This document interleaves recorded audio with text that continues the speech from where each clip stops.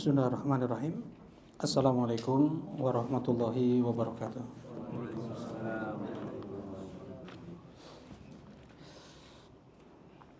Innal hamdalillah nahmaduhu wa nasta'inuhu wa nastaghfiruh wa na'udzu billahi min shururi anfusina wa min sayyiati a'malina. May yahdihillahu fala mudhillalah wa may yudlil fala hadiyalah. Asyhadu an la ilaha illallah wahdahu la syarika lah wa asyhadu anna Muhammadan abduhu wa rasuluh sallallahu alaihi wa ala alihi wa sahbihi wa sallama tasliman katsira amma ba'd.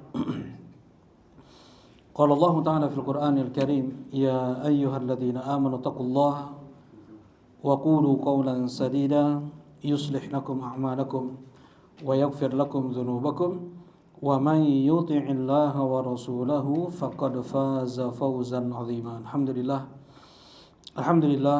kita bersyukur dengan muji Allah Subhanahu wa taala yang mutlak karena limpahan nikmat, rahmat dan ihsan-Nya di malam ini. Allah mudahkan kita kembali berkumpul di rumahnya dalam majlis thalabul ilm. Yang Rasulullah sallallahu alaihi wasallam bersabda, khairukum man ta'allama al-Qur'ana wa 'allamah. Sebaik-baik kalian adalah yang mempelajari Al-Quran dan yang mengajarkannya. Rasulullah sallallahu alaihi wasallam bersabda, man salaka tariqan yaltamisu fihi ilman sahalallahu lahu bihi tariqan ilal jannah. Siapa yang menempuh jalan menuju ilmu, dengan itu Allah permudah langkah kakinya menuju surga. Nah, mudah-mudahan Allah terima amal ibadah kita dan mudah-mudahan menjadi sebab dipermudahnya langkah kaki kita menuju surga Allah Subhanahu wa taala. Allahumma amin ya rabb. Nah, insyaallah pada kesempatan malam ini kita akan melanjutkan kajian kitab Thalathatul Usul. Dan kita masih di mukaddimah kedua ya. Baru yang pertama ya, Bang Faris kan? Mukaddimah kedua sekarang. Iya, mukaddimah yang kedua tapi baru poin yang pertama kan? Iya. Jadi mukaddimah yang pertama kan ada 4 poin. Mukaddimah yang kedua itu ada 3 poin. Kita baru 1 poin. Nah, barakallahu fikum. Jangan-jangan lupa lagi yang sebelumnya ya. Coba anak tes sekarang. Yang menciptakan dan memberi rezeki. Nah, sekarang kita tes Qaidul Arba. Sulus itu. Ujian. Nah, nggak sayang kita udah selesai Qaidul Arba, usul sita, nggak ingat sayang. Tapi ini penting ya. Coba ada yang masih ingat apa yang dikatakan unwanus sa'adah? Unwanus sa'adah adalah tanda kebahagiaan seseorang di dunia dan di akhirat. Nah, Bang Felis nih, apa itu? Bersyukur saat dapat nikmat. Diberi nikmat dia bersyukur. Diberi saat mendapat ujian atau musibah dia bersabar. Diuji dia bersabar. Bertobat saat dia bermaksiat. Nah, dia ketika jatuh bermaksiat dia bertobat. Nah, beristighfar. Baik, jazakumullah khair. Apa nama agama Nabi Ibrahim? Apa kali Bang? Itu mah Abu Hanifah. Apa agama Nabi Ibrahim, Setia? Hanif. Nama orang itu. Apa Setia? Islam. Ada agama Al-Hanif. Fabian. Abu Rafi ini ulah ujian nih. Apa nama agama Nabi Ibrahim? Hanif. Al-Hanif. Apa? Al-Hanifiyah. Al-Hanifiyah. Al-Hanifiyah, ya. Baik. Apa saja bahaya-bahaya syirik? Bang Teddy nih. Kita di ujung Bang Teddy. Nggak kelihatan. Apa saja bahaya syirik Bang Teddy? Bahaya syirik. Dosa yang tidak diampuni. Nah, dosa yang tidak diampuni oleh Allah, Masya Allah. Yang kedua,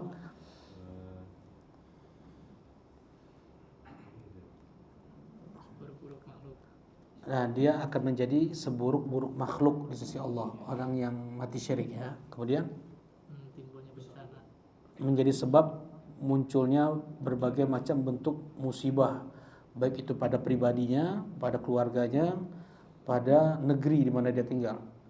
Ya, tsunami, gempa, gunung meletus, terus kekal abadi di dalam neraka. nah, kekal abadi dalam neraka, tidak dapat ampunan dari Allah. Kemudian Allah haramkan untuknya, Allah haramkan untuk dia surga. Allah jadikan tempat kembalinya neraka, dan tidak ada seorang pun yang memberi syafaat atau penolong untuk dia nanti di hari kiamat. Nah, kemudian ya. Nah, ya ayyuhalladzina amanu innamal musyrikuuna najas. Orang beriman, sesungguhnya orang musyrik itu najis. Baik. Najis apa di sini? Najis apa di sini? Catatannya najis aja satu. Najis. Jadi nggak boleh kita sentuh salaman cuci tangan gitu. Najis maknawi, najis akidahnya. Kalau untuk zatnya enggak ya. Kemudian kalau kita tahu sekarang kemudian bahaya syirik diantaranya adalah menggugurkan amal ibadah. Ini orang sudah beribadah nih 60 tahun, 70 tahun, dia motong kerbau tuh untuk Nyiroro Kidul. Itu gugur semuanya. Habis semuanya. Selama 60 tahun yang dia lakukan itu habis. Menggugurkan amal. Ya, Allah berfirman, Allah langsung memperingatkan Nabi Muhammad sallallahu alaihi wasallam. Walaqad uhiya ilaika wa ilal ladzina min qablika la in asyrakta, andaikan kau syirik la yahbatanna 'amaluk, gugur seluruh amalanmu, wala takunanna minal khasirin, dan kau akan menjadi orang yang merugi. Baik.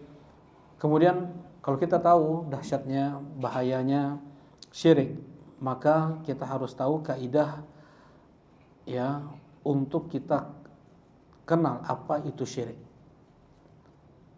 Nah, yang pertama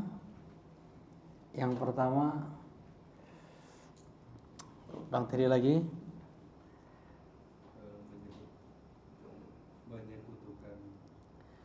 kaidah qaidul arba. Bang Felis? Engkau tahu. Ya? Engkau tahu orang-orang kafir di perangi Rasulullah Shallallahu Alaihi Wasallam itu percaya bahwa menciptakan makhluk alam semesta, tapi itu tidak memasukkan mereka dalam Islam. Jadi yang kaidah yang pertama apa? Mereka yang diperangi oleh Nabi Shallallahu Alaihi Wasallam meyakini Allah itu satu-satunya pencipta, Allah itu satu-satunya pemberi rizki, ya, dan itu tidak memasukkan mereka ke dalam Islam. Mereka masih divonis oleh Nabi Shallallahu Alaihi Wasallam sebagai musyrik, karena nggak cukup seseorang dikatakan Muslim itu dia meyakini Allah satu-satunya pencipta, Allah satu-satunya pemberi rizki. Apakah dengan itu dia Muslim? Tidak. Kenapa? Karena orang Quraisy pun mereka meyakini Allah satu-satunya pencipta, Allah satu-satunya pemberi rizki. Masih Rasulullah perangi mereka. Bahkan ketika perang Badar, anak perang sama bapaknya, adik sama abangnya, keponakan sama pamannya, ya. Nah, ini yang pertama nih, ya. Kemudian yang kedua, nah ini penting yang pertama ini ya. Jadi apa? Sebagian orang sekarang dari kalangan ghulat tasawuf dan Syiah, mereka mengatakan bahwasanya selama seseorang masih meyakini Allah itu satu-satunya pencipta, pemberi rizki, yang mengatur alam semesta, mau dia berdoa kepada siapapun itu tidak akan merusak tauhidnya. Ini terang-terangan mereka mengatakan seperti itu.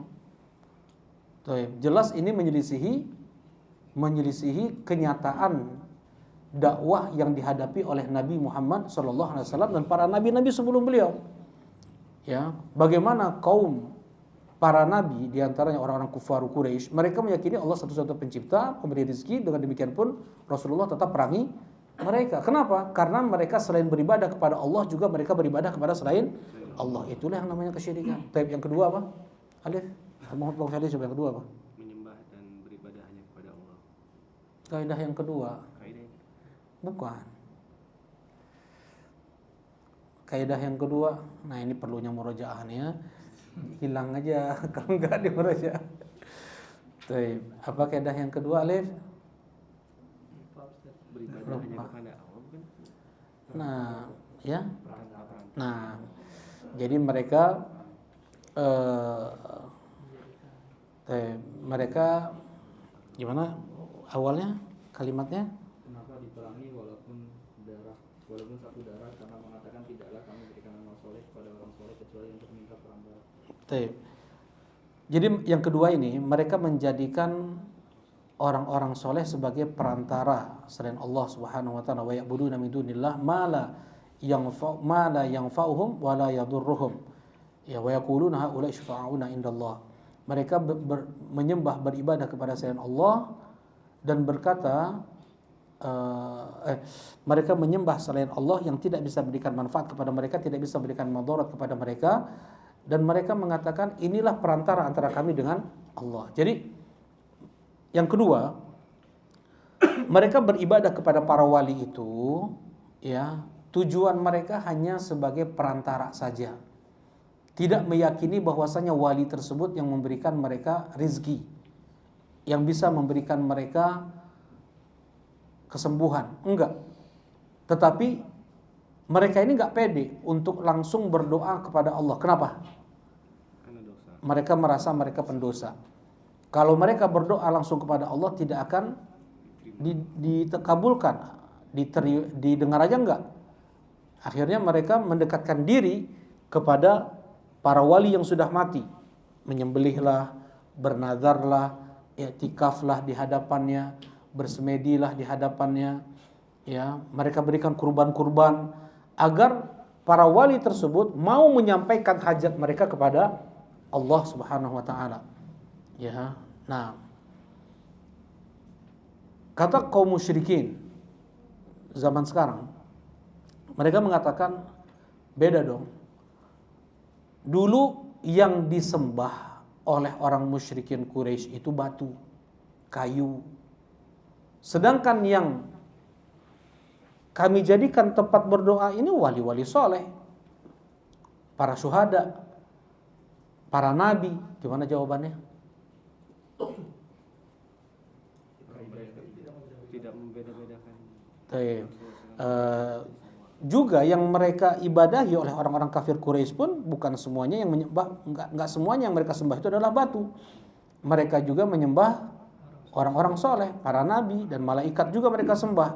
Dan Rasulullah SAW tidak membeda-bedakan itu semua. Rasulullah perangi. Mau yang menyembah nabi, siapa yang menyembah nabi? Orang Nasrani. Perang apa namanya? Perang Tabuk, perang Mu'tah. Ada yang menyembah Uzair. Kalau Uzair ini khilaf ya. Uzair, Luqman dan Khidir itu khilaf. Ada yang mengatakan nabi, ada yang mengatakan wali. Sekalipun itu bukan nabi atau itu adalah wali, ya, tetap Rasulullah SAW perangi. Siapa yang menyembah Uzair? Orang-orang Yahudi. Apa perangnya? Perang Bani Quraidah, kemudian perang Khaybar, ya. Kemudian yang terakhir, yang keempat apa? Kaidah yang keempat, kaum musyrikin zaman kita sekarang lebih buruk keadaannya daripada kaum musyrikin zaman Nabi SAW. Kenapa? Nah, kalau sekarang susah dan senang. Nah, kaum musyrikin zaman dulu mereka syirik hanya di saat lapang, di saat susah mereka bertauhid. Mereka lupa dengan sembahan mereka, lupa dengan Lata, Uzza, Manah. Ya, di saat mereka lapang mereka datang ke Lata, datang ke Manah, datang ke Uzza. Selain juga mereka berdoa kepada Allah. Sedangkan kaum musyrikin zaman sekarang tetap mau di masa lapang, mau di masa darurat, sulit, yang mereka panggil Abdul Qadir Jailani, yang mereka panggil Ahmad Al-Badawi. Ya, ketika turbulen itu pesawat, yang mereka sebut-sebut wali-wali mereka. Nah, ini lebih buruk keadaannya daripada kaum musyrikin zaman dulu. Nah, ini untuk qawaid al-arba, ya. Kalau usul sittah apa saja itu? Abu Habib. Yang pertama pembahasan apa? Yang pertama itu termasuk dari tanda-tanda kebesaran Allah, bahwasanya Allah itu maha raja, Allah itu maha memaksa, Allah itu maha mengalahkan, adalah 6 landasan pokok yang Allah jelaskan di dalam Al-Quran dengan segamblang-gamblangnya. Tetapi banyak dari kalangan cendekiawan, dari kalangan orang-orang cerdasnya tidak paham kecuali sedikit. Ya, ini menunjukkan bahwasanya hidayah itu di tangan Allah. Bukan karena cerdas dia pasti hidayah.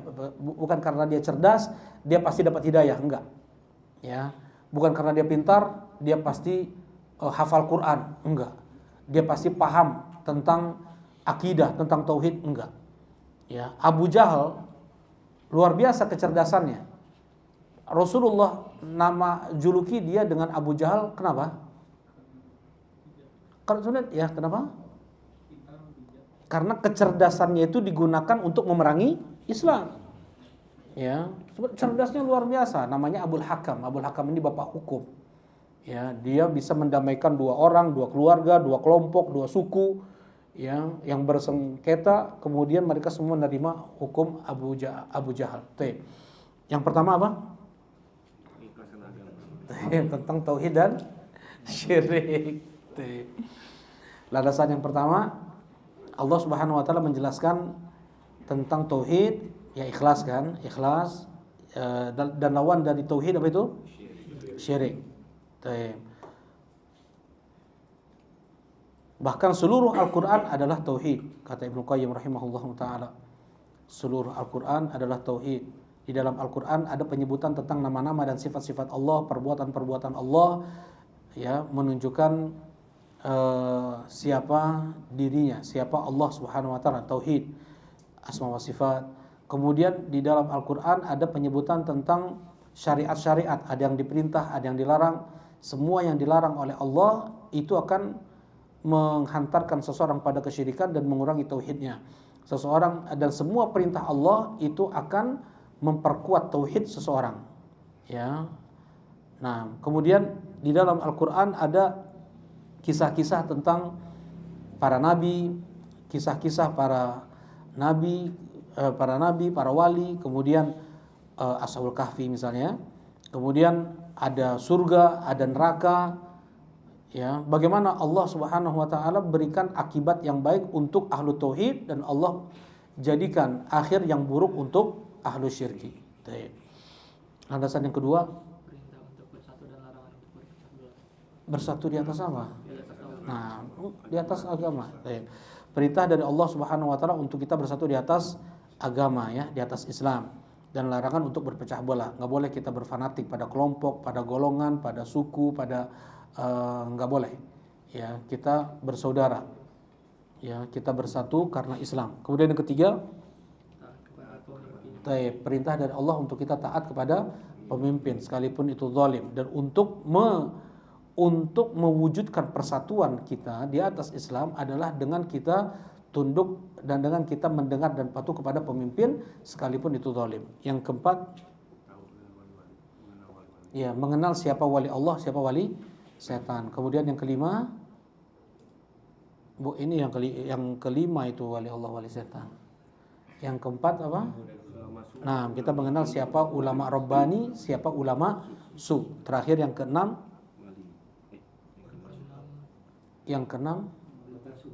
membantah syubhat yang dibuat oleh setan. Apa syubhat yang dibuat oleh setan? Yang bisa memahami agama hanya untuk meninggalkan Al-Quran dan Sunnah. Kata mereka yang hanya bisa memahami Al-Quran dan Sunnah hanya mujtahid mutlak. Mujtahid mutlak itu syaratnya ini. Sampai Abu Bakar dan Umar aja sampai hampir tidak masuk dalam persyaratan mereka. Kalau Abu Bakar dan Umar gak masuk, apalagi manusia selain mereka berdua gak akan masuk kriteria mujtahid mutlak. Dan pada hakikatnya Al-Quran itu terbagi menjadi tiga. Yang pertama adalah muhkam, yang kedua mutasyabih nisbi, yang ketiga mutasyabih mutlak. Muhkam itu apa? Jelas. Jangankan orang Islam, orang kafir aja baca Quran paham. Ya, bantahan untuk mereka ini. Jadi kata mereka yang masih mencari sumber Islam dari Al-Quran dan Sunnah, dia itu munafik, kata mereka. Atau dia gila, kata mereka. Mereka menggiring agar kaum muslimin meninggalkan Al-Quran dan Sunnah. Hanya taklid aja. Harus kumaha ustad, kumaha ajengan, sahur keterangan, gitu aja. Ya, nggak boleh nanya dalil. Bahkan pintu ijtihad sudah tertutup. Ya, ini dahsyat syubhat mereka ini. Nah, kita bantah bahwasanya Al-Quran itu yang pertama adalah muhkam. Apa itu muhkam? Jelas. Apakah hanya jelas oleh orang Islam saja? Enggak, orang kafir, musyrik pun ketika membaca Al-Quran bisa paham. sebab mereka masuk Islam. Berapa banyak kaum musyrikin dulu masuk Islam karena sebab mereka mendengar lantunan ayat Al-Quran. Orang fasik taubat karena mendengar ayat Al-Quran. Berarti bisa dipahami oleh orang fasik, bisa dipahami oleh orang kafir, oleh orang musyrik. Kemudian yang kedua adalah mutasyabih nisbi. Apa itu mutasyabih nisbi? Samar tetapi dipahami oleh sebagian ulama, tidak dipahami oleh sebagian ulama lain. Ya, kemudian dari ini kemudian yang ketiga apa? Mutasyabih mutlak. Apa itu? Mutasyabih mutlak tidak diketahui hakikatnya kecuali hanya Allah Subhanahu wa taala, tentang sifat-sifat Allah, bagaimana bicaranya Allah, bagaimana tangan Allah, bagaimana wajah mata Allah, ya, bagaimana kaki Allah, kemudian bagaimana hakikat neraka, bagaimana hakikat surga, bagaimana hakikat terjadinya hari kiamat nanti, padang mahsyar, hanya Allah Subhanahu wa taala yang tahu sekarang ini. Baik. Nah, kita sudah masuk kemudian salah satu usul. Di awal Syekh rahimahullah taala mengawali mukadimah yang pertama, kita wajib untuk mempelajari 4 hal. Apa saja itu? Ilmu. Ilmu itu ada ilmu itu apa saja? Mengenal Allah, mengenal Islam, dan mengenal Nabi Muhammad SAW. Kemudian yang kedua, mengamalkan ilmu tersebut. Yang ketiga, mendakwahkan ilmu tersebut. Yang keempat, sabar atas gangguan dalam berdakwah. Mana dalilnya? Coba tunggu, mana tanya nih. Tuh. Mana dalilnya? Salman. Taib. Wal 'asr innal insana lafi khusrin illa alladziina aamanu wa 'amilus shalihaati wa tawassaw bil haqqi wa tawassaw bis sabr. Apa kata Imam Syafi'i? Alif. Masya Allah. Kalau andaikan tidak Allah turunkan hujahnya kecuali hanya ayat ini, kecuali hanya surat ini saja, maka itu cukup. Ya, hujah Allah untuk manusia itu beriman, beramal soleh, berdakwah dan bersabar, maka ayat ini saja, surat ini cukup. Baik. Nah, kemudian kita masuk pada mukadimah yang kedua. Alhamdulillah kita sudah bahas poin yang pertama, ya, yaitu apa? Allah Subhanahu wa taala yang menciptakan kita, Allah Subhanahu wa taala yang menciptakan kita, memberi kita rizki, dan Allah tidak biarkan kita begitu saja kayak binatang, kayak hidup hanya untuk makan, hidup hanya untuk berkembang biak. Enggak. Allah ciptakan manusia ada tujuan, ada hikmah. Ya, Allah utus kepada kita rasul, nabi sebagai penghubung antara kita dengan Allah. Kita ini sangat perlu, sangat membutuhkan nabi, rasul. Ya, makanan apa saja yang boleh kita makan, yang enggak boleh kita makan, karena semua yang diharamkan oleh Allah itu mesti akan bermadarat pada tubuh kita, pada fisik kita, pada mental kita nih, keluarga kita. Ya, semua yang dilarang, baik itu adab, perbuatan, pekerjaan, ya. Nah, jadi karena kita ini enggak tahu apa-apa, Allah utus kepada kita nabi dan rasul. Allah kasih tahu hukum yang kalian jalankan seperti ini syariat kayak gini, ya, karena itu yang terbaik untuk manusia. Nah, siapa yang menaati rasul, maka pasti dia masuk surga. Ada juga yang enggak mau masuk surga. Siapa yang enggak mau masuk surga? Mereka yang memaksiati rasul. Kata Rasulullah SAW, "Kullu ummati yadkhulunal jannah illa man aba." Semua umatku masuk surga kecuali yang enggak mau. Siapa yang enggak mau ya Rasulullah? Man ata'ani dakhalal jannah wa man 'asani faqad aba. Siapa yang dia taat kepadaku dia akan masuk surga, dan siapa yang memaksiatiku dia enggak mau masuk surga. Kemudian pendalilannya oleh Syekh rahimahullah taala di sini di surat Al-Muzammil, "Inna arsalna ilaikum rasulan syahidan 'alaikum kama arsalna ila fir'auna rasula." Kami telah utus kepada kalian seorang rasul. Siapa itu? Nabi Muhammad, sebagai saksi atas kalian. Sebagaimana kami telah utus kepada Fir'aun seorang rasul. Siapa? Nabi Musa. Fa'asa Fir'aunur rasul. Fir'aun memaksiati rasul tersebut, memaksiati Nabi Musa. Fa'akhadnahu akhdha wabila. Maka kami azab Fir'aun dengan seberat-berat azab. Dunia, alam barzah, akhirat. Di dunia Allah binasakan Fir'aun dengan ditenggelamkan, menyakitkan, azab. Kemudian di alam barzah, an-naru yu'raduna 'alaiha ghuduwan wa 'ashiyya. Api disemburkan kepada Fir'aun di setiap pagi, di setiap siang, di setiap malam. Wa yauma taqumus saa'ah adkhilu ala fir'auna asyaddal adzab, dan ketika nanti terjadi hari kiamat, masukkan Firaun ke seberat-berat azab. Kalau Firaun memaksiati Nabi Musa seperti ini keadaannya, bagaimana dengan memaksiati nabi yang lebih afdol daripada Nabi Musa, yaitu Nabi siapa? Nabi Muhammad sallallahu alaihi wasallam. Tentunya akan lebih berat lagi azab yang Allah persiapkan untuk mereka yang memaksiati Nabi Muhammad sallallahu alaihi wasallam. Itu yang pertama nih. Sudah kita bahas ya. Yang kedua, nah ini penting. Annallaha la yarda ay yushraka ma'ahu ahadun fi ibadatihi. La malakun muqarrabun wala nabiyyun mursal. Allah Subhanahu wa taala tidak ridha. Allah tidak rela, Allah tidak mau untuk disekutukan bersamanya siapapun dalam ibadah. Ya, yang namanya syirik itu apa tadi? Yang namanya syirik itu adalah menyekutukan, menduakan, memadukan. Berarti yang namanya syirik harus dia beribadah kepada Allah, juga dia beribadah kepada selain Allah, barulah dia dikatakan musyrik. Kalau misalnya dia menyembah Allah saja, menyembah selain Allah saja, sapi aja yang disembah, dia nggak ada menyembah Allah. Apa namanya Bang Feris? Dia menyembah dewa saja, dia nggak menyembah Allah sama sekali. Dia menyembah batu saja. Enggak. Kalau yang namanya musyrik itu dia harus menyembah Allah, juga menyembah selain Allah. Nah, kalau misalnya dia menyembahnya selain Allah saja, nggak ada yang dia sembah itu Allah. Nah, namanya apa? Kafir. Sama dengan ateis yang tidak menyembah apapun, sama dengan agnostik, mereka dihukumi dengan kafir. Kalau yang namanya syirik, ini secara bahasa seperti itu, dan ini yang didefinisikan oleh sebagian ulama ya.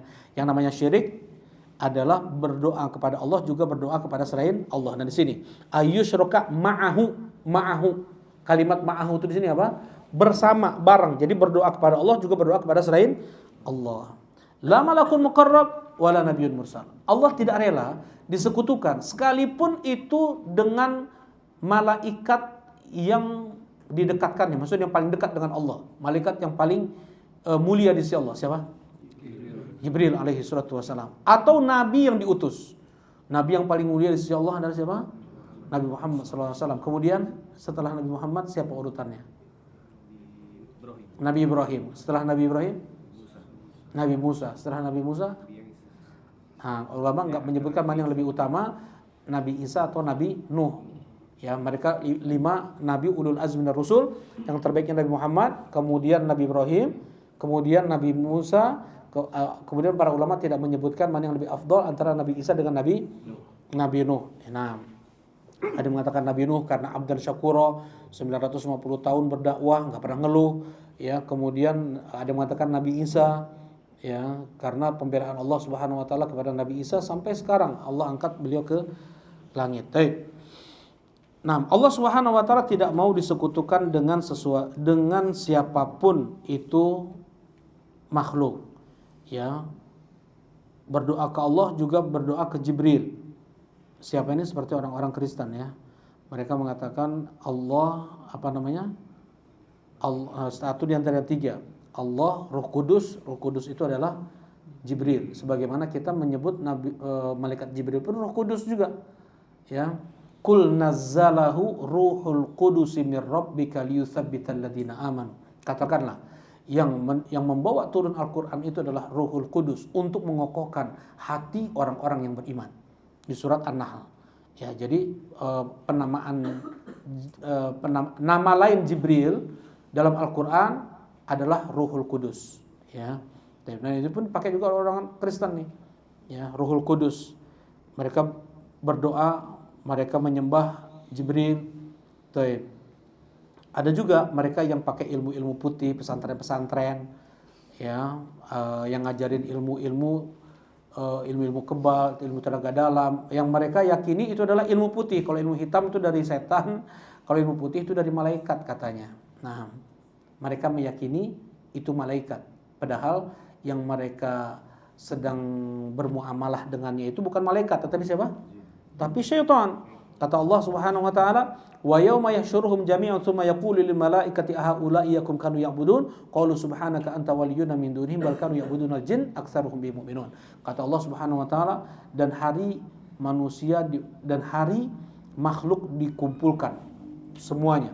Kemudian Allah berbicara kepada malaikat, apakah kelompok ini, golongan penyembah malaikat ini, kepada kalian beribadah? Mereka menjawab, para malaikat, subhanak, maha suci engkau ya Allah. Ya, anta waliyuna min dunihim, engkau adalah wali kami, bukan mereka.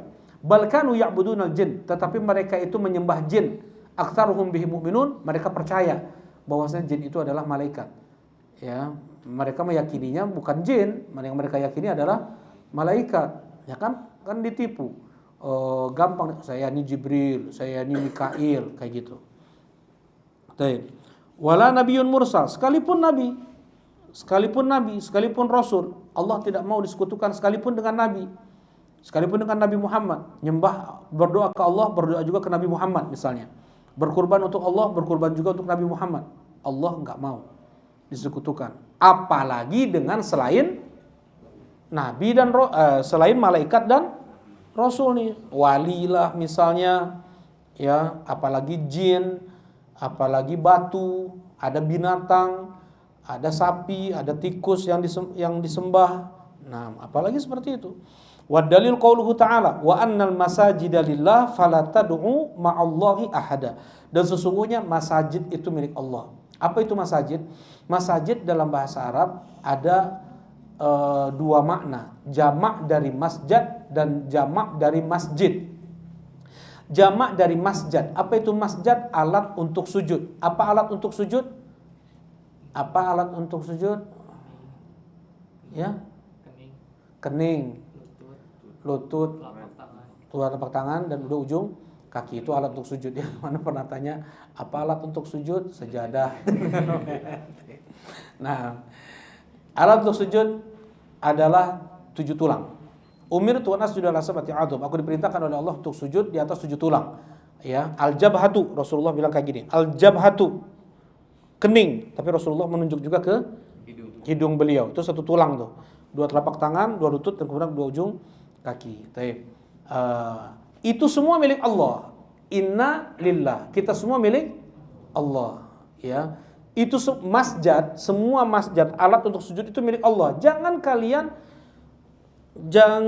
kalian jadikan itu semua untuk alat beribadah kepada selain Allah. Jangan kalian sujud kepada selain Allah. Jangan kalian sujud ke nabi, ke kuburan wali, ya, ke manusia, nggak boleh.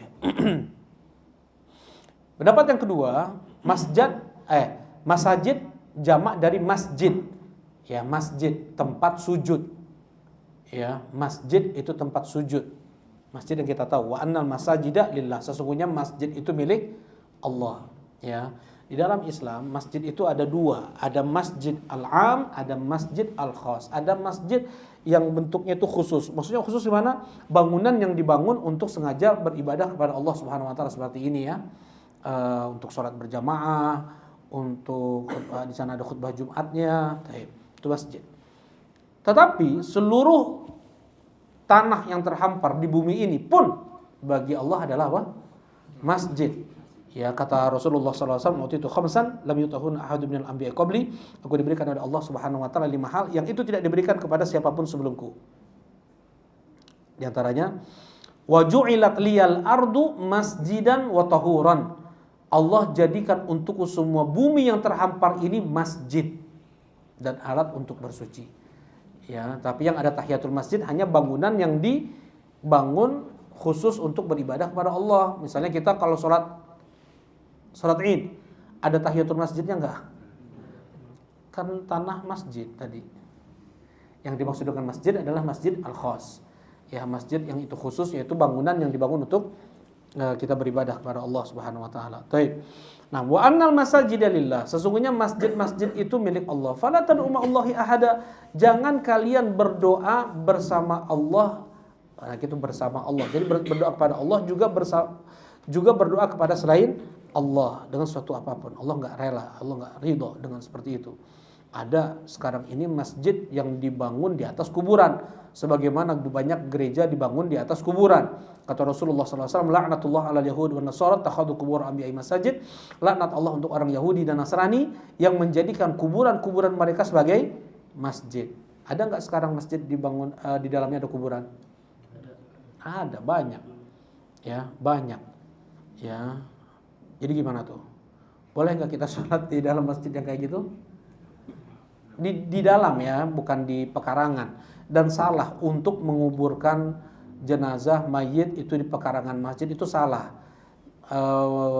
Menguburkan mayit itu di tempat pemakaman umum ya, bukan di masjid. Karena kuburan itu bukan tempat ibadah. Mana dalilnya? Kuburan itu bukan tempat kita baca Quran, bukan tempat zikir, bukan tempat kita sholat. Mana dalilnya?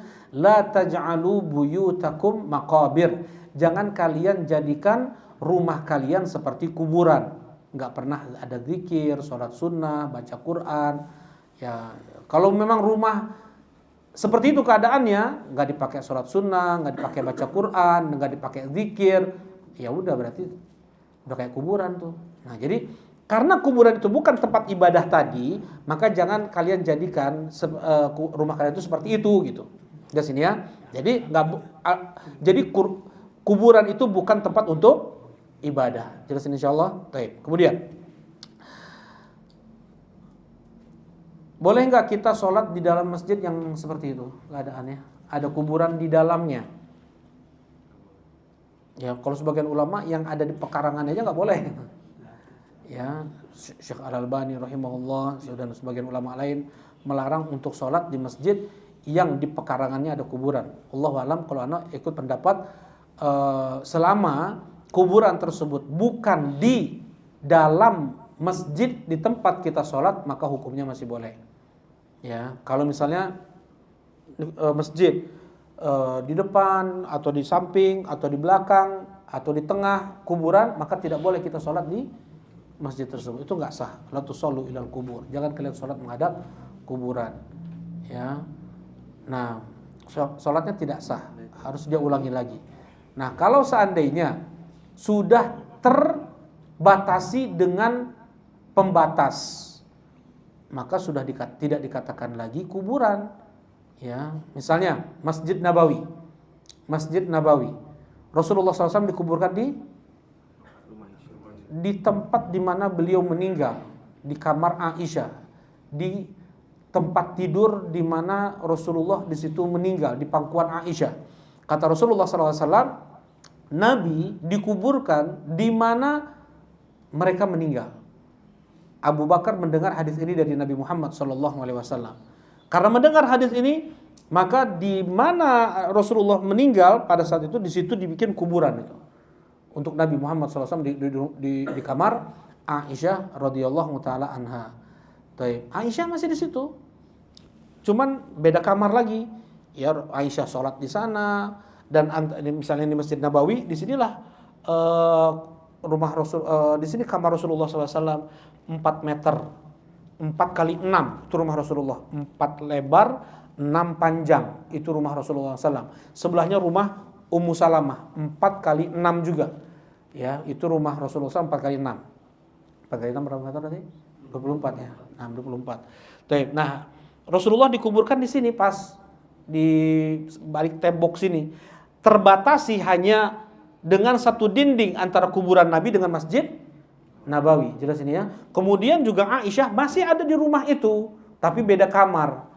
Ya, beda kamar dan hanya tersekat dengan satu dinding, menunjukkan boleh sah sholat kita di masjid yang yang di sampingnya ada kuburan, yang intinya bukan di dalam masjid itu. Kalau di dalam masjid itu hukumnya nggak boleh, hukumnya tidak sah, gitu ya. Kemudian Syekh Muhammad bin Shalih bin Utsaimin rahimahullahu taala beliau berfatwa, bagaimana kalau seandainya kita mendapatkan di dalam masjid ada kuburan dan orang DKM-nya, warga setempat pun udah hijrah, udah tobat, mereka yang seperti itu nggak boleh tuh. Gimana? Dibongkar masjidnya atau dibongkar kuburannya?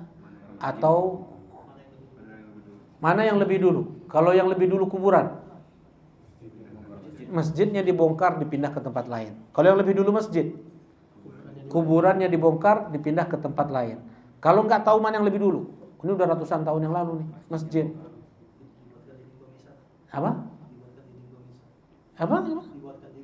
Nah, dibuat dinding pemisah, dibuat sekat. Jazakallah khair. Misalnya di sini dibuat sekat dinding, di pinggir dibuat sekat dinding. Karena kita nggak tahu mana yang lebih dulu, kuburan atau masjid. Dan tetap kita boleh sholat dan kita tetap boleh sholat di masjid tersebut. Wallahu a'lam ya. Ini menurut Anda pendapat yang lebih kuat. Boleh tetap kita sholat di masjid yang di samping-sampingnya. Kan hampir sekarang mau di Jawa Barat, mau di Pulau Jawa, mau di Sumatera, mau di, kita lihat masjid samping-sampingnya kan kuburan ya, samping-samping kuburan. Nah, tetap itu boleh untuk sholat. Tapi kalau pendapat Syekh Al-Albani rahimahullah taala nggak boleh. Ya harus ada pagar kuburan, harus ada pagar masjid, harus ada jalan pemisah antara masjid dengan kuburan. Tetapi kuburan Nabi yang itu di samping Masjid Nabawi sebagai bantahan ya, dan mereka para khulafa rasyidin Abu Bakar, Umar, Utsman tetap mereka sholat di Masjid Nabawi seperti itu. Nah, barakallahu fikum. Baik. Ya, wa dalil qauluhu ta'ala wa annal masajida lillah fala tad'u ma'allahi ahada. Sesungguhnya masjid itu milik Allah, jangan kalian berdoa kepada selain Allah juga, selain kalian berdoa juga kepada Allah. Nah, ya. Dan semua agama mesti ada yang namanya ibadah doa. Enggak mungkin ada agama yang enggak ada ibadah doa. Wa man adallu mimman yad'u min dunillah. Kata Allah Subhanahu wa taala, ada siapa lagi yang lebih sesat daripada mereka yang berdoa kepada selain Allah Subhanahu wa taala. Setingkat Nabi Muhammad sallallahu alaihi wasallam saja tidak bisa memberi manfaat untuk putri beliau di hari kiamat. Ya Fatimah binti Muhammad sali bima lima syiti la ughni anki minallahi syai'a. Wahai Fatimah putri Muhammad, mintalah dari hartaku apa yang kau mau. Sungguh aku tidak bisa memberikan manfaat untukmu nanti di hari kiamat. Angkidi nafsaki minan nar. Selamatkan dirimu dari neraka. Ini Rasulullah SAW kepada sang putri ini. Apalagi cucu beliau, apalagi cicit beliau, apalagi yang mengaku keluarga Nabi Sallallahu Alaihi Wasallam. Rasulullah tidak bisa memberikan manfaat kepada mereka semua. Rasulullah panggil. Ya, ini ketika Rasulullah. Nah, ini penting. Ketika turun kepada Nabi Sallallahu Alaihi Wasallam ayat di surat Asy-Syu'ara. Ayat ke ini penting ini ya, afan.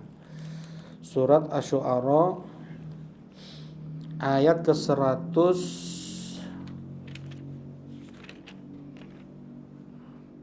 wa anzir ashiratakal aqrabin.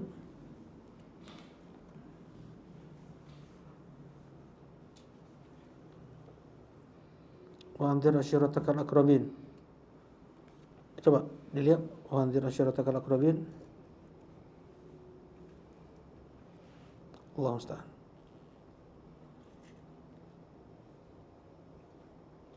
Hilang ya?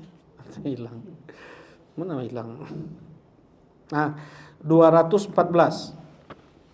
Surat Asy-Syu'ara ya, surat Asy-Syu'ara ayat ke-214. Ketika turun ayat ini kepada Nabi sallallahu alaihi wasallam di tahun 3 kenabian, di tahun 3 kenabian. Jadi ketika Rasulullah turun 5 ayat pertama di surat Al-Alaq, 5 ayat pertama di surat Al-Mudaththir, Rasulullah itu berdakwah hanya sembunyi-sembunyi. Teman-teman dekat beliau aja, kerabat beliau dekat. Itu sudah 50-60 orang yang masuk Islam selama 3 tahun. Turun kemudian di tahun ketiga kenabian ayat Asy-Syu'ara ayat ke berapa tadi? 214. Wa anzir ashiratakal aqrabin. Berikan peringatan kepada keluarga terdekatmu. Langsung Rasulullah naik ke Bukit Safa. Rasulullah SAW memanggil orang-orang Mekah, ya Quraisy, ya ma'syara Quraisy, ya Bani Abdi Manaf, dari yang amma wa khassa. Amma maksudnya mengumumkan, kemudian mengkhususkan, dipanggil satu persatu lagi. Ya Bani Abdi Manaf, ya Bani Abdul Muttalib, ya Bani Hashim, ya Bani Abdi Syams, ya Bani Muttalib, ya Bani Abdul Muttalib, ya Sofiyata ammati Rasulillah, wahai Sofiyah bibi Rasulullah, ya Abbas am Rasulillah. Dipanggil satu persatu sampai Fatimah disebut. Sebelumnya Rasulullah SAW mengatakan, kalau aku kabarkan kepada kalian ada pasukan musuh mau menyerang kalian di balik bukit ini, apakah kalian mempercayaiku? Mereka mengatakan, ma jarabna 'alaika kadiba. Kami belum pernah mendengar sekalipun kau berdusta ya Muhammad. Fa ini anzartukum, sesungguhnya aku telah berikan peringatan kepada kalian azab yang sangat pedih di hadapan kalian, maksudnya neraka. Kalau kalian tidak bertauhid, maka akan ada azab akhirat di sana. Ya, kemudian Abu Lahab kayak gini nih. Alihada jama'atana ya Muhammad, alihada jama'atana, untuk ucapan ini engkau kumpulkan kami di sini. Tabban laka sairul yaum, celakalah engkau sepanjang hidup, sepanjang harimu ya Muhammad. Ya, tabban laka ya Muhammad. Kemudian turun kepada Nabi sallallahu alaihi wasallam ayat surat Tabbat yada Abi Lahabi wa tab, yang dibaca oleh imam kita tadi ya. Tabbat yada Abi Lahabi wa tab, celakalah untuk kedua tangan Abu Lahab dengan sebenar-benarnya celaka. Tabbat yada Abi Lahabi wa tab, ma agna anhu maluhu ma kasab, tidak bermanfaat hartanya dan apa yang sudah dia lakukan. Saya selanaran zat lahab, dia akan masuk ke dalam neraka yang menyala-nyala. Wa hammalat al-hatab, dan istrinya yang membawa kayu bakar untuk membakar suaminya itu. Fiji di hablum masad, di lehernya ada apa? Hablum min masad, tali dari masad. Masad itu tali yang kasar, yang injuk, yang apa namanya, yang menusuk-nusuk. Ini mukjizat Nabi Muhammad SAW. Ini tahun 3 kenabian turun surat Al-Masad. Kalau Abu Lahab pura-pura masuk Islam, udah bubar dakwah Rasulullah, ya nggak pernah. Ya dia memang inilah mukjizat Nabi Muhammad SAW. Ya, insyaallah kita lanjutkan lagi pada Al-Isya. Alhamdulillah, sallallahu alaihi wasallam. Assalamualaikum warahmatullahi wabarakatuh. Bismillahirrahmanirrahim. Assalamualaikum warahmatullahi wabarakatuh.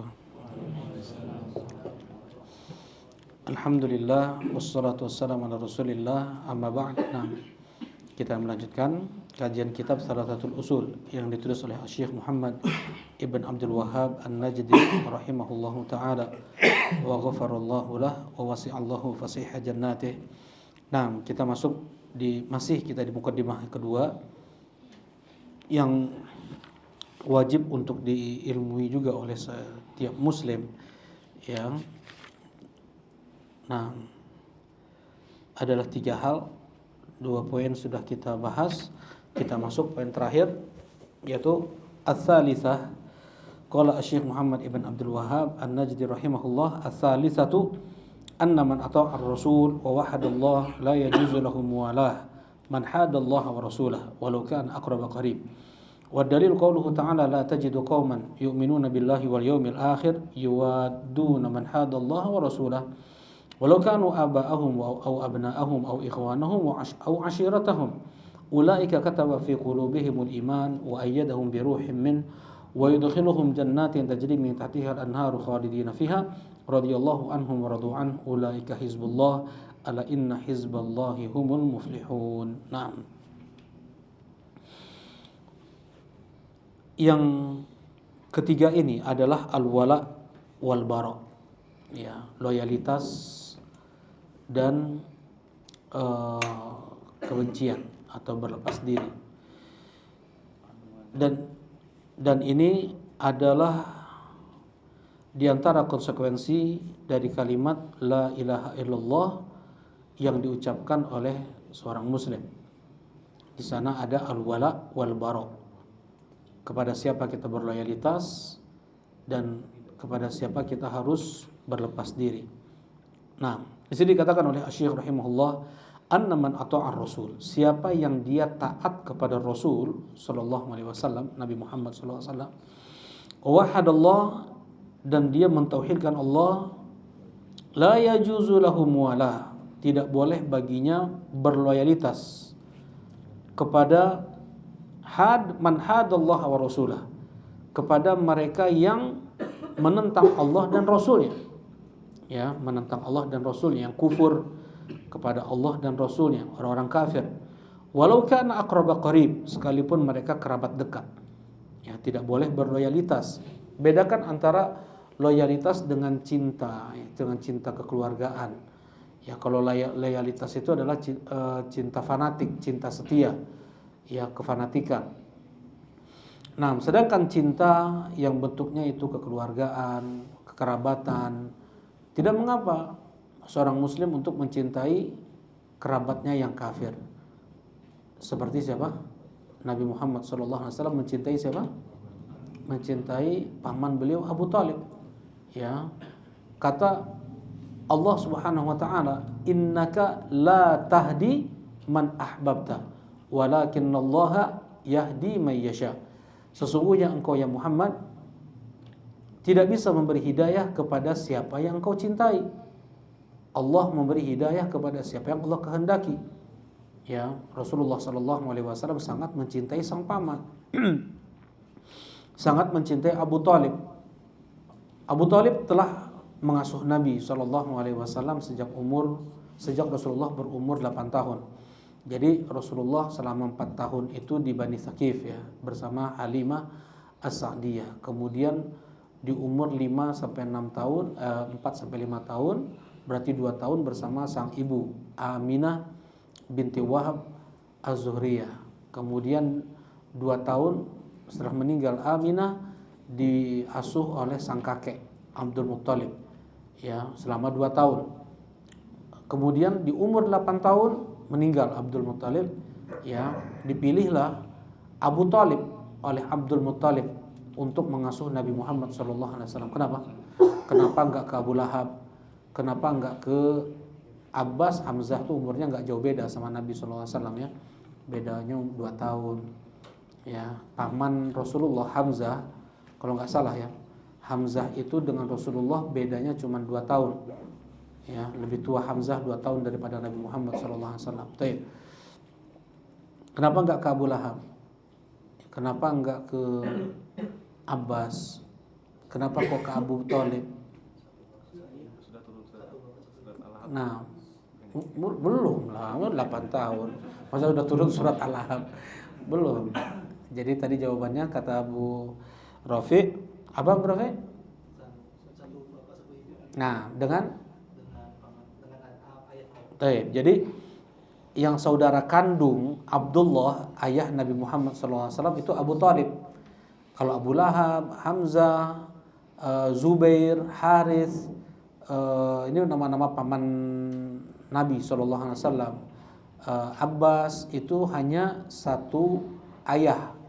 Mereka itu satu ayah, saudara seayah. Yang seibu sebapak Abu Talib. Karena itu sayangnya Abu Talib kepada Nabi Muhammad SAW lebih daripada paman-paman beliau yang lain. Ya, diwasiatkanlah agar diasuh oleh Abu Talib, ya, oleh Abdul Muttalib. Nah, Abu Talib mengasuh Nabi SAW sejak umur 8 tahun, bahkan sangat sayang Abu Talib kepada Nabi Muhammad SAW, ya. Sampai dinikahkan Rasulullah SAW dengan Khadijah binti Khuwailid. Kemudian ketika Rasulullah diangkat menjadi nabi, bagaimana Abu Talib pasang badan, sekalipun tokoh-tokoh Quraisy berulang kali datang kepada kepada Abu Talib menawarkan, tukar guling lah katanya. Ya, berikan kepada kami keponakanmu dan kami akan berikan pemuda terbaik kami untukmu wahai Abu Talib. Ya, angkat dia sebagai keponakanmu dan berikan keponakanmu itu kepada kami mau bunuh. Ya, mau dibunuh Nabi Muhammad. Subhanallah. Dan marah Abu Talib, murka kepada tokoh-tokoh Quraisy tersebut. Ya, sampai Abbas ibn Abdul Muttalib bilang ke Nabi SAW, hal yanfa'uka Abu Talib, apakah hal yanfa'uka Abu Talib, apakah engkau bisa memberikan manfaat untuk Abu Talib? Fa innahu yahutuka wa yaghdabu lak, karena dia sudah melindungimu dan dia sudah marah untukmu ya Muhammad. Ya Rasulullah, ya, kata Abbas bin Abdul Muttalib, kata Rasulullah SAW, kana fi dhahdhahi minan nar, Abu Talib berada di permukaan neraka. Laula ana lakana fi darkil asfali minan nar, kalaulah bukan karena syafaatku maka dia berada di kerak neraka. Ahwan ahli nari adzaban yaumal qiyamah Abu Talib yanta'idu bina'laini min nar yaghli minhuma dibahu. Seringan-ringan azab yang Allah timpakan kepada penghuni neraka adalah kepada Abu Talib, dipakaikan sandal yang terbuat dari api yang membuat mendidih otaknya. Ya, nah, itu karena sebab syafaat Nabi Muhammad SAW. Rasulullah mencintai Abu Thalib secara kekeluargaan. Ya, ketika Abu Thalib menyampaikan apa yang disampaikan oleh tokoh-tokoh Quraisy kepada Abu Thalib menyampaikan kepada Rasulullah, mereka ingin kata mereka, engkau mencela karuhun mereka, engkau mencela tuhan-tuhan mereka, engkau mencela peribadatan mereka, ya. Mereka menginginkan engkau untuk tidak mendakwahkan lagi tauhid tersebut. Wahai paman, kemudian Rasulullah SAW nggak mau. Siapapun itu, paman sekalipun, kalau untuk permasalahan dakwah, permasalahan tauhid, permasalahan Islam, nggak taat Nabi SAW. Ya, saking kuatnya Rasulullah SAW tetap ingin mendakwahkan Islam. Apa kata Abu Thalib? Silakan. Apa yang engkau ingin dakwahkan. Jadi Abu Thalib terus membela Rasulullah SAW. Bahkan di tahun 7 sampai 10 kenabian, ya, Abu Thalib termasuk yang diboikot oleh seluruh orang-orang Quraisy. Tidak boleh berjual beli, tidak boleh bermuamalah yang lain, ya, sampai tidak ada yang dimakan, baju mereka udah compang-camping selama 3 tahun. Selama 3 tahun mau membela Nabi Muhammad SAW. Bagaimana Nabi Muhammad tidak mencintai Abu Thalib? Ya enggak? Ya, sampai di saat-saat terakhir Rasulullah, di saat terakhir Abu Thalib sakaratul maut, didatangi oleh Rasulullah SAW dan berkata, ya am, qul la ilaha illallah kalimatan uhajju laka biha illallah. Wahai paman, ucapkan la ilaha illallah, satu kalimat yang aku nanti akan berhujjah di hadapan Allah. Ya, kata Abu Jahal, ya, di tempat tersebut ada Abu Jahal, ya, ada Abdullah bin Abi Umayyah ibn Mughirah, kakaknya Ummu Salamah. Kata Abu Jahal, ya Abu Thalib, atarghabu an millati Abdul Muttalib? Wahai Abu Thalib, apakah engkau sudah benci dengan agama Abdul Muttalib, agama bapakmu sendiri? Ya, Rasulullah ulangi lagi, wahai paman, ucapkan la ilaha illallah. Kata Abu Jahal, apakah engkau sudah benci dengan agama bapakmu sendiri Abdul Muttalib? Kalau jadi mereka, ya, kalau orang-orang Arab itu kalau mendengar kalimat bapak, mendengar nama bapak, itu kefanatikannya kuat, itu memuncak gitu. Ya, mereka ini di dalam Al-Quran disebutkan ayah, anak, yang nggak ada ibu disebut di sini. Nah, jadi kefanatikan mereka kepada ayah itu lebih daripada kefanatikan mereka kepada ibu, kayak gitu, ya. Nah, wa kana akhiru ma yaqul innahu ala millati Abdul Muttalib, dan akhir yang diucapkan oleh Abu Thalib, dia di atas agama Abdul Muttalib. Saking sayangnya Rasulullah SAW, masih juga Rasulullah mengatakan, wallahi la astaghfiranna laka ma lam unha ank. Demi Allah, aku akan terus mendoakan ampunan untukmu selama aku belum dilarang oleh Allah Subhanahu wa taala. Kemudian turun ayat, maka lin nabi walladzina amanu ayastaghfiru lil musyrikeena walau kanu uli qurba min ba'di ma tabayyana lahum annahum ashabul jahim. Tidak sebatasnya bagi seorang nabi dan orang-orang yang beriman untuk memintakan ampun untuk orang-orang musyrik sekalipun mereka kerabat. Enggak boleh lagi mendoakan Abu Thalib yang sudah mati. Jadi nggak boleh mengucapkan almarhum kepada orang kafir yang sudah mati, ya. Kalau bahasa Indonesianya mendiang aja, paling mendiang. Nah, tapi kalau almarhum kepada orang kafir hukumnya haram, berdosa. Orang Islam yang bilang almarhum untuk orang kafir, ya, almarhum itu untuk orang Islam. Ya, boleh nggak kita bilang almarhum kepada orang Islam yang sudah meninggal? Almarhum, boleh? Enggak boleh. Ya? Tidak bisa memastikan. Karena almarhum itu apa? Nama? Pasti mendapatkan rahmat Allah. Gimana babnya? Enggak apa-apa, insyaallah. Nah, jadi diperinci oleh Asy-Syaikh Al-Albani rahimahullah ta'ala. Enggak boleh kalimat almarhum, kata Syekh Al-Albani. Kalau rahimahullah boleh enggak? Ya boleh, kata si penanya ini. Bukankah rahimahullah juga itu fi'il madhi, memastikan juga? Kalau fi'il madhi past tense, berarti sudah pasti kan, seakan-akan Allah sudah merahmati dia. Almarhum, Allah merahmati dia. Dia yang dirahmati oleh Allah. Itu artinya almarhum dia yang dirahmati oleh Allah. Kalau rahimahullah, Allah sudah merahmati dia. Kalau kita bahasa lafadznya seperti itu. Nah, boleh nggak pakai kayak gitu? Nggak ya, kalau seandainya memastikan, ya nggak boleh pakai rahimahullah juga. Ya karena itu fi'il madhi kan. Tetapi seseorang ketika dia berdoa, ketika dia mengucapkan rahimahullah, tetap maknanya adalah doa. Maknanya doa, mudah-mudahan Allah merahmatinya. Ya, maksudnya mentahqiq. Kenapa pakai fi'il madhi? Harapan lebih kepada Allah agar Allah merahmati si fulan ini. Nah, demikian pula lah almarhum. Kalau memang yang dimaknakan adalah suatu kepastian, ini termasuk dari ta'alli 'ala Allah, yaitu berkata tentang Allah tanpa ilmu. Bahkan seakan-akan dia bisa ngatur Allah. Allah beri rahmat ini ya, beri rahmat yang ini ya, beri rahmat yang ini ya. Nah, yang seperti ini kufur. Yang seperti ini kufur. Nah, jadi dan itu tidak dimaksudkan oleh mereka yang mengucapkan almarhum, untuk mereka yang mengucapkan rahimahullah. Jadi apa? Kata Syekh Al-Albani rahimahullah ta'ala, mereka yang mengucapkan kalimat almarhum dan rahimahullah, maknanya adalah sama-sama doa. Doa mudah-mudahan Allah merahmatinya. Jadi hukumnya tidak mengapa untuk mengucapkan kalimat almarhum atau rahimahullah. Ya, sebagian ulama pun ada rahimahullah pun ada juga bilang enggak boleh. Jadi mereka mendoakan Allah yarhamu. Allah yarhamu. Ya, seperti itu. Allah, kalau yarhamu itu baru apa istilahnya?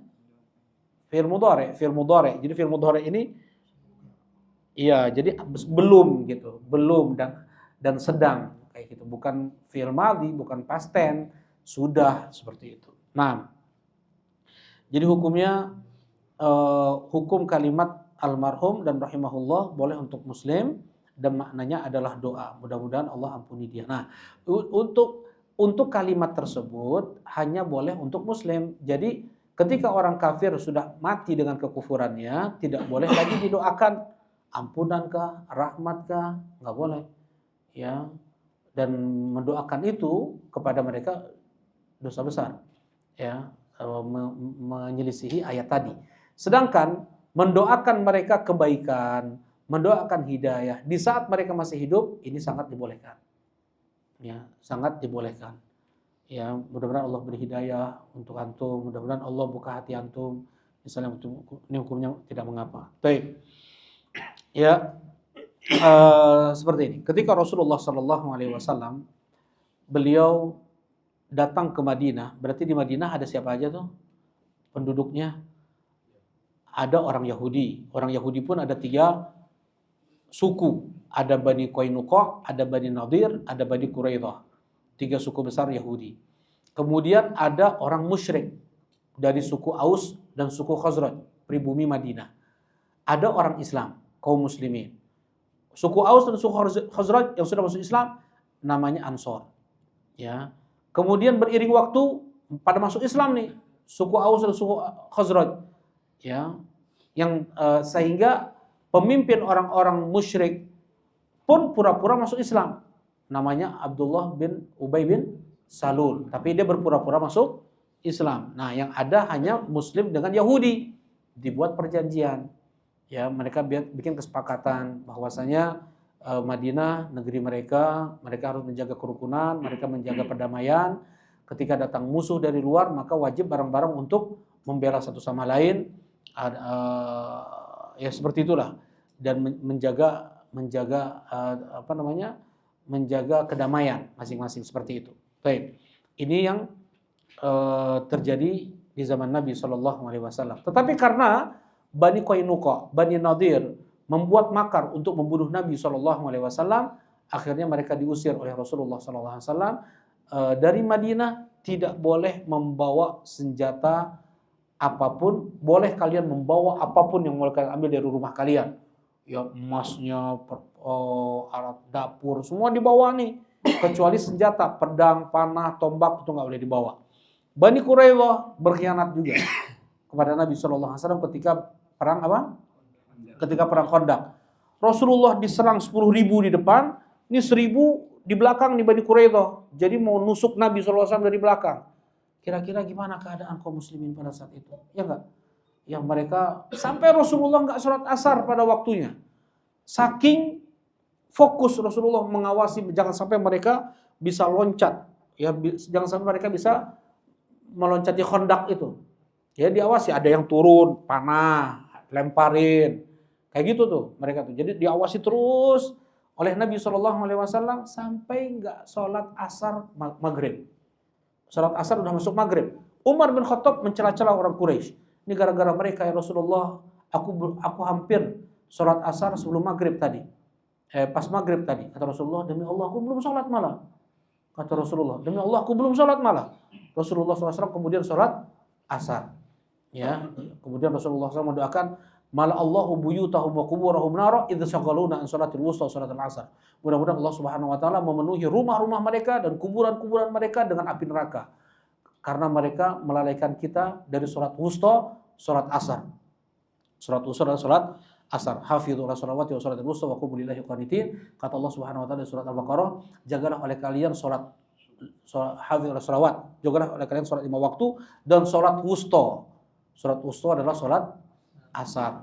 Ya, wa qumu lillahi qanitin. Baik.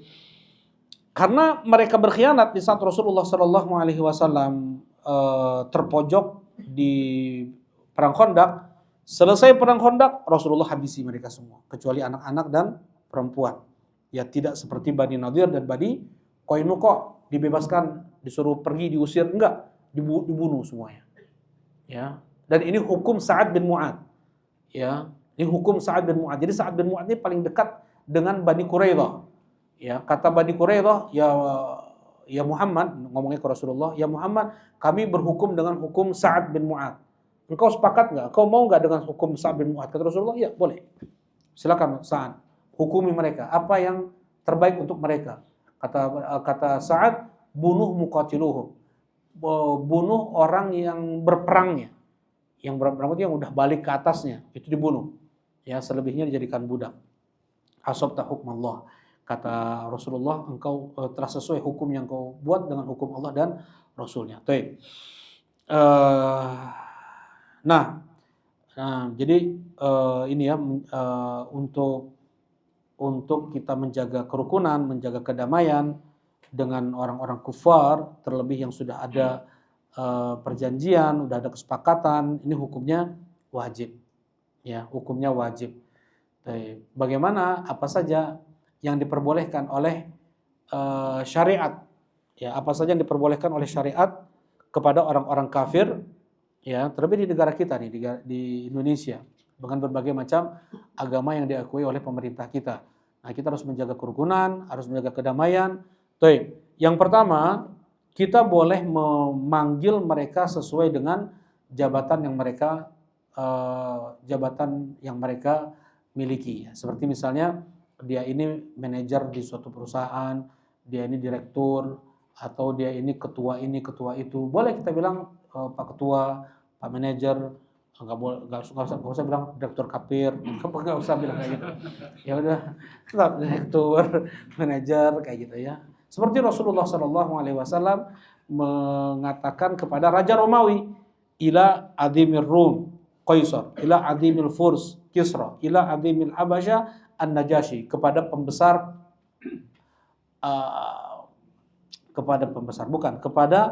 yang agung, ya, azim, yang agung, kepada pembesar Romawi, Qaisar, pembesar Persia, Kisra, pembesar Habasya, Najashi. Nah, jadi Rasulullah SAW membolehkan, memang menyebutkan kedudukannya gitu, raja. Ya, harus, bukan apa-apa seperti itu. Nah, kemudian yang pertama. Kemudian yang kedua, bolehnya seorang muslim bermuamalah dengan orang-orang kufar. Ya, di zaman Nabi SAW, Abdurrahman bin Auf punya warung, Utsman bin Affan juga ada warungnya, ada perusahaan, ada tokonya, Abu Bakar begitu juga. Tapi Rasulullah SAW beli gandum ke orang Yahudi nih, ke toko Yahudi nih. Ada toko-toko Islam ada. Rasulullah bermuamalah atau membeli dari seorang Yahudi. Ya, jadi hukumnya tidak mengapa untuk bermuamalah, jual beli, atau seorang muslim kerja di perusahaan orang kafir atau mempunyai anak buah kafir, nggak ada masalah. Seperti Rasulullah SAW mempunyai seorang pembantu Yahudi, ya, seorang pembantu Yahudi. Nah, ini yang kedua ya. Yang ketiga, boleh kita menjenguk mereka yang sakit, orang-orang kafir yang sakit. Ya, ketika sakit dijenguk, ya, kemudian kemudian kalau bisa diajak masuk Islam, diajak masuk Islam. Seperti Rasulullah SAW bilang kepada tadi ke pembantunya yang Yahudi yang sedang sakit itu, kata Rasulullah SAW, aslim, masuk Islam lah. Kata anak ini lihat ke bapaknya. Kemudian bapaknya bilang, ati' Abul Qasim. Ya, taati Abul Qasim. Mereka nggak mau bilang nabi, nggak mau bilang rasul, ya. Dan mereka pun meyakini Nabi Muhammad sebagai nabi, seorang rasul. Mereka yang terbaik untuk manggil nabi adalah dengan kunyah Abul Qasim. Ya, ati' Abul Qasim. Kalau pakai nama Muhammad, ditinju itu. Ditinju oleh Abu Hurairah, bersama ditinju. Manggil Rasulullah dengan nama Muhammad, hukumnya haram, ya, nggak boleh. La taj'alu du'a ar-rasul bainakum ka du'a ba'dikum ba'd. Jangan kalian panggil Rasul seperti kalian memanggil satu sama lain, kata Allah Subhanahu wa taala. Baik. Kemudian anak ini mengucapkan 2 kalimat syahadat. Asyhadu an la ilaha illallah, asyhadu anna Rasulullah. Keluar Rasulullah dari rumah, belum sampai luar terdengar tangisan, meninggal anak tersebut. Rasulullah SAW mengatakan alhamdulillahilladzi anjahu minan nar. Segala puji bagi Allah yang telah menyelamatkan dia dari api neraka. Baik. Jadi ini yang ketiga ya. Yang ketiga ya. Yang keempat bukan yang keempat. Yang pertama tadi memanggil. Nah, yang kedua bermuamalah. Yang ketiga menjenguk orang sakit. Baik. Bermuamalah, maksudnya sini bermuamalah ya. Dia boleh bekerja di perusahaan kafir atau dia mempunyai bawahan yang kafir, mempunyai bawahan atau karyawan orang kafir boleh. Dan juga ketika dia mempunyai bawahan orang kafir, tidak boleh diberi pekerjaan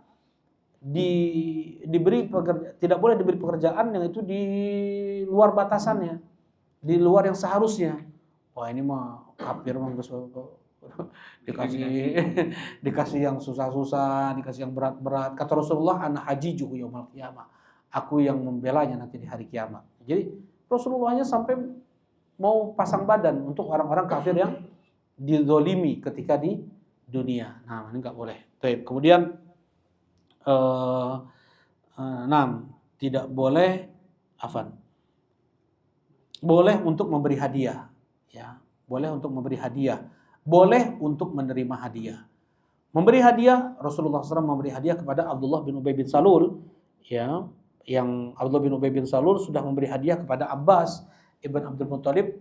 Rasulullah balas dengan memberi hadiah kepada Abdullah bin Ubay bin Salul. Kemudian Umar ibn Khattab radhiyallahu taala anhu, beliau memberi hadiah kepada saudara beliau yang masih musyrik di Makkah.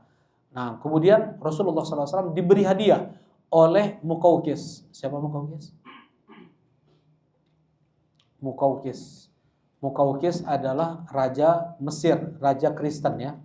Raja Kristen Mesir. Jadi ketika Qaisar Heraklius itu kabur, lari dari Syam, ya, Muqawqis pun dia lari juga. Dia salah paham sebenarnya ya. Subhanallah ya. Jadi enggak dengan peperangan Mesir itu direbut oleh Amr bin As. Jadi karena salah paham lah intinya. Kabur nih mereka berdua ini ke Istanbul, Turki, Bizantium, ya, ke Roma Barat. Jadi dulu ada Roma Barat, ada Roma Timur. Roma Timur Vatikan Italia. Ya, Roma Italia itu Roma Timur. Sekarang Roma Barat adalah Istanbul, itu Bizantium. Nah, dan Roma Timur udah habis, udah nggak ada lagi di zaman Nabi SAW. Ya, semuanya pergi berpusat ke Roma Barat. Nah, kata Rasulullah SAW, siapa yang bisa menaklukkan, mengepung, maka untuk dia rahmat Allah. Yazid ibn Muawiyah, anak Muawiyah bin Abi Sufyan, umur baru 17 tahun. Ya, dia menjadi komandan perang untuk memerangi Konstantinia, ya, Istanbul itu, Bizantium. Walaupun gak berhasil, tapi Jabir bin Abdullah ibn Umar yang udah tua-tua nih, ikut perang karena ingin mendapatkan keutamaan itu. terbunuh Abu Ayyub Al-Ansari. Sekarang kuburannya dijadikan masjid ya di Turki ya. Nah, di situ meninggal di situ, dikuburkan di situ. Nah, kita kembali. Jadi boleh seorang muslim dia menerima hadiah dari Muqawqis. Muqawqis adalah raja Mesir. Rasulullah dikasih duldul. Apa itu duldul? Bigol putih. Bigol itu campuran antara kuda dengan keledai. Kudanya jantan, keledainya betina. Jadilah bigol. Kalau dibalik, keledainya jantan, kudanya betina, namanya nigol. Ya, dan peranakan itu nggak akan mungkin bisa beranak lagi nih. Kalau peranakan tadi itu hasil campuran itu dia nggak akan bisa berkembang biak lagi. Ya kuda sama kuda, kalau kuda sama kuda itu bisa berkembang biak. Kalau hasil campuran itu nggak akan ada anaknya gitu, seperti itu. Nah punya duldul, namanya duldul ya.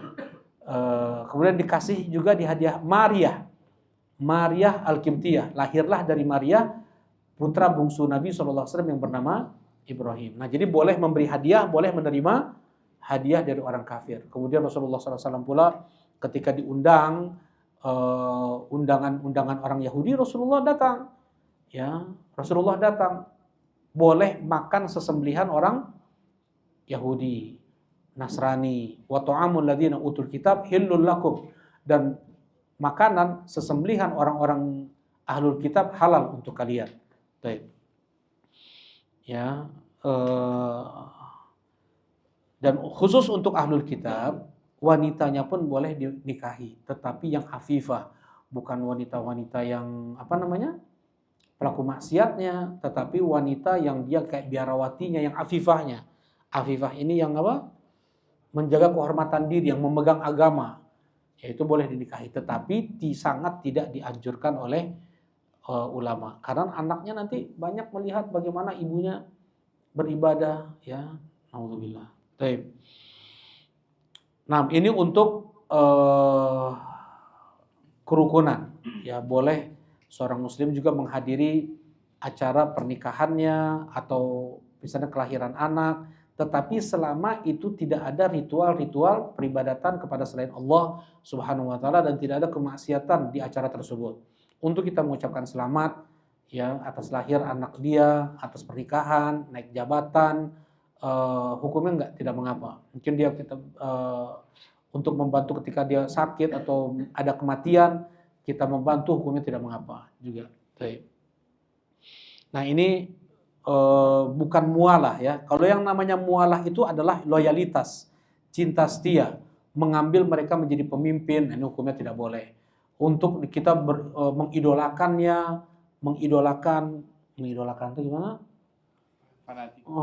Fanatik. Jadi ingin gaya rambut kayak gitu, makanan kayak gitu juga. Ya, nah yang seperti ini mengidolakan, itu hukumnya haram. Itu hukumnya haram. Mana dalilnya? Allah Subhanahu wa taala berfirman, "La tajidu qauman yu'minuna billahi wal yawmil akhir yuwaddun man hadallahu wa rasulah." Engkau tidak akan mendapatkan suatu kaum yang mereka beriman kepada Allah dan hari akhir, mereka mencintai orang-orang yang menentang Allah dan Rasulnya, sekalipun itu adalah bapak-bapak mereka, anak-anak mereka, saudara-saudara mereka, kerabat-kerabat mereka. Nah, ini kata Allah Subhanahu wa taala, enggak boleh. Nah, enggak boleh berloyalitas. Ya, enggak boleh memberikan cinta setia, fanatik kepada mereka orang-orang kafir. Baik. Nah, dibuat contoh oleh para ulama seperti ini. Misalnya, ada seseorang dia mencaci-caci ibu kita, memakinya, menuduhnya, memfitnahnya ibu kita. Ya, dan kita tahu ibu kita nggak seperti itu. Ibu kita dituduh, dicaci. Mungkin nggak kita mencintai orang yang mencaci ibu kita ini? Ya, nggak mungkin. Ya, nggak mungkin. Nah, apalagi kita jauh lebih mencintai Allah Subhanahu wa taala daripada ibu kita, daripada ayah kita. Dan kekufuran menentang Allah dan Rasulnya sebagai bentuk celaan kepada Allah dan Rasulnya, ya, maka kita tidak akan memberikan cinta, loyalitas kita kepada mereka orang-orang kufar. Kata Allah Subhanahu wa taala, ya ayyuhalladzina amanu la tattakhidhu aba'akum aw ikhwanakum awliya inistahabbul kufra 'alal iman. Wahai orang beriman, jangan kalian jadikan bapak-bapak kalian, saudara-saudara kalian sebagai pemimpin andaikan mereka lebih condong pada kekufuran daripada keimanan. Coba nih. Ini masih muslim nih. Tapi ada kecenderungan pada kekufuran daripada keimanan. Itu saja nggak boleh kita kita nggak boleh kita mendukung mereka ini. Ayah kita sendiri, abang kita sendiri, ya misalnya dia jadi calon apalah, ya tapi dia justru ngangkat orang kafir jadi pemimpin, jadi apa? Nah yang sebenarnya nggak boleh. Nah ini adalah agama Al-Hanifiyah yang setiap pagi sore kita mengatakan asbahtu ala millati Ibrahim Hanifa. Ya, nah ya Allah, aku di subuh ini masih di atas agama Nabiullah Ibrahim Al-Hanifiyah. Ya, qad kanat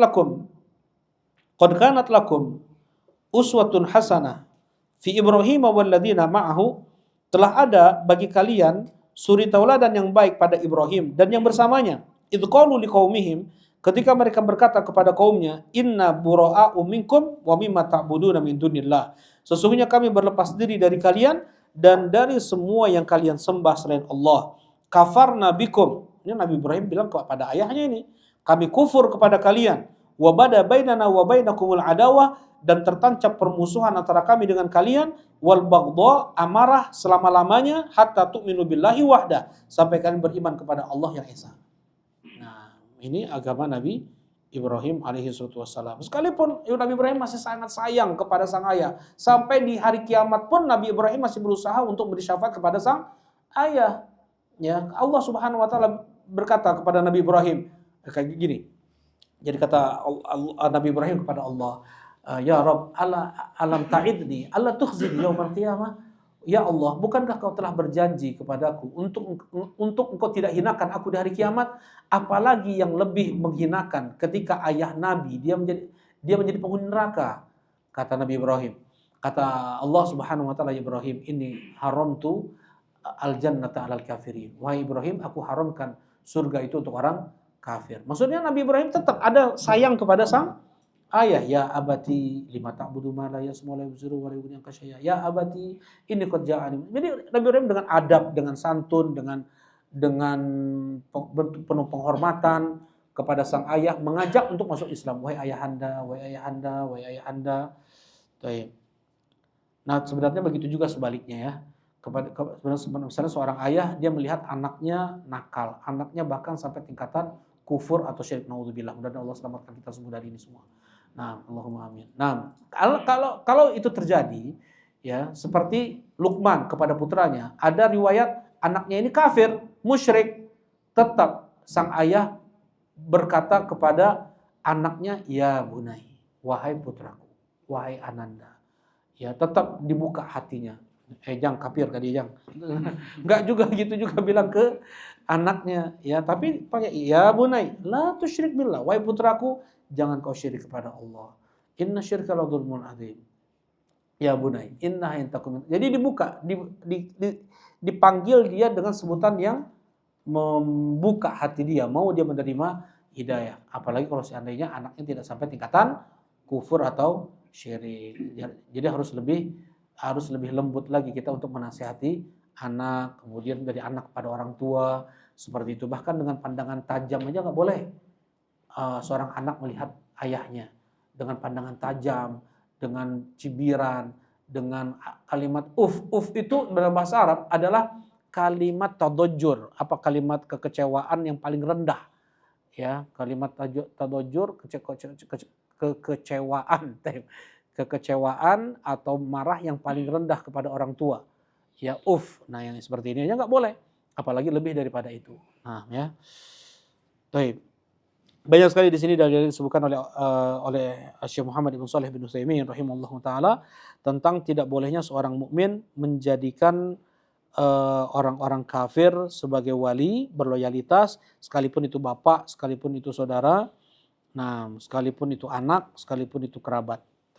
Ini al-wala wal bara. Kita harus mencintai siapa yang dicintai oleh Allah dan kita harus membenci siapa yang dibenci oleh Allah Subhanahu wa taala. Ya, Allah benci pada orang kafir, wajib kita untuk benci pada orang kafir. Allah cinta pada orang Islam, kita wajib untuk cinta kepada orang Islam. Inilah kefanatikan, ini namanya loyalitas. Ya. Nah, alhamdulillah selesai kita di mukaddimah yang kedua nih ya. Insyaallah di pertemuan berikutnya kita masuk pembahasan yang setelahnya. Mungkin ini yang dapat disampaikan. Subhanakallahumma rabbana wa bihamdika asyhadu an la ilaha illa anta astaghfiruka wa atubu ilaik. Assalamualaikum warahmatullahi wabarakatuh.